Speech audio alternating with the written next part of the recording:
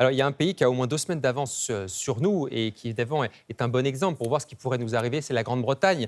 On va aller retrouver notre correspondant Mathieu Boisseau. Là-bas, Mathieu, les conséquences de Micron, elles se font déjà sentir et justement, on commence à s'adapter, à adapter les mesures à la situation économique du pays. Exactement, et Boris Johnson a tranché cet après-midi. Il n'y aura pas de nouvelles restrictions avant le 1er janvier au moins.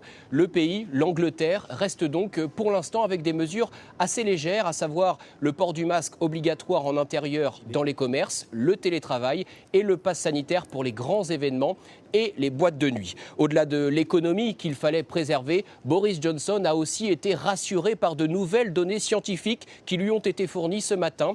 Elles confirment que pour le moment, les hospitalisations de cette vague Omicron ne sont pas aussi importantes que les hospitalisations de la vague de variant anglais qui avait frappé le pays il y a un an.